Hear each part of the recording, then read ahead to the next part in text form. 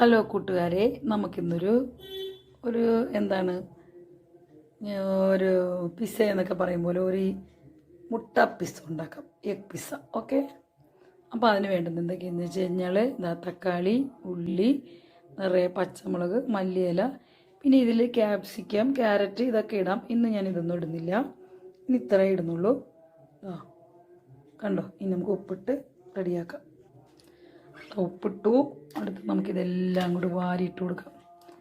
അങ്ങനെ മൊറഞ്ചനെ അരിഞ്ഞ് അങ്ങോട്ട് വാരിയിട്ട് കൊടുക്കാം. ഇതിൽ പിന്നെ ക്യാരറ്റും ക്യാപ്സിക്കവും ക്യാബേജും കോളിഫ്ലവറും എല്ലാം ഇടാം കേട്ടോ. എന്ത് വേണേലും ഇടാം. സത്യം പറഞ്ഞാൽ എൻ്റെ കയ്യിൽ ക്യാപ്സിക്കം ഇല്ല, അതുകൊണ്ടാണ് അതിനകത്തത്. ക്യാരറ്റും ക്യാപ്സിക്കും ഒന്നും ഇപ്പോൾ തൽക്കാലം ഇല്ലാത്തതുകൊണ്ട് ഉള്ളത് വെച്ച് ഞാൻ അഡ്ജസ്റ്റ് ചെയ്യുന്നു. ഇങ്ങനെ ആയാലും മതി കേട്ടോ.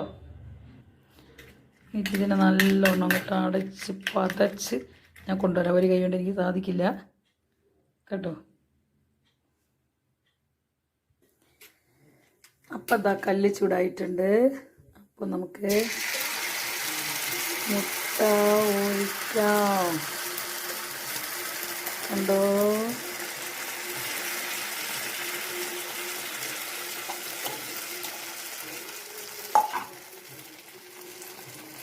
ഇതിന് നമുക്ക് കൂട്ടെല്ലാവർക്കും നിരത്തി കൊടുക്കാം. നല്ല പിസ്സ പോലെ ഇരിക്കും കേട്ടോ. പക്ഷേ ആ പിസ്സയുടെ ആ ടേസ്റ്റ് നമുക്ക് കിട്ടില്ല. കാണാൻ നല്ല വെറൈറ്റി ആയിട്ടിരിക്കും.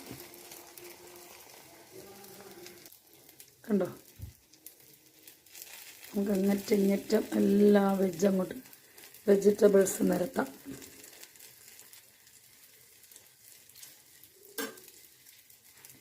പൊടിഞ്ഞു പോലും ചിലപ്പം കേട്ടോ. കാരണം മുട്ടേക്കാളും വെജിറ്റബിൾസ് കൂടുതലായതുകൊണ്ട് ഏതാണ്ട് സെറ്റായിട്ടുണ്ട്. നമുക്കിനി പതിയെ മറിച്ചിട്ട് കൊടുക്കാം. ചിലപ്പോൾ പൊടിയും കേട്ടോ, സാരമില്ല. അതെങ്ങനെയുണ്ട്? ഇച്ചിരി കഷ്ടപ്പെട്ടെങ്കിലും ഒരു ലേശം പൊട്ടിപ്പോയി, സാരമില്ല, ഞാൻ കിട്ടി. അപ്പോൾ എങ്ങനെയുണ്ട് കൂട്ടുകാരെ? അടിപൊളിയല്ലേ? കഴിക്കാനും അതേപോലെ സൂപ്പറായിരിക്കും. കണ്ടോ? അപ്പോൾ എല്ലാവരും ഉണ്ടാക്കി നോക്കുക, എന്നിട്ട് സൂപ്പർ അടിപൊളിയായിട്ട് കഴിക്കുക കേട്ടോ. കണ്ടോ? ഏത്തക്കായും ഇതുപോലെ ദോശക്കല്ലിൽ വെച്ച് പൊരിച്ചെടുത്തതാണ്. അതും ഇതും പോരെ പോഷകത്തിന്. ഇനി എന്താ? അപ്പോൾ വായോ, എല്ലാവരും വായോ. എങ്ങനെയുണ്ട് നമ്മുടെ പിസ്സ? മുട്ട പിസ്സ എങ്ങനെയുണ്ട്? അടിപൊളിയല്ലേ? അപ്പോൾ ഇതിൻ്റെ കൂടെ നമുക്ക് ഇതും കൂടെ കഴിക്കാം കേട്ടോ. ഏത്തക്ക ദോശക്കല്ലിൽ എണ്ണ ഒഴിച്ച് പൊരിച്ചെടുത്തത്.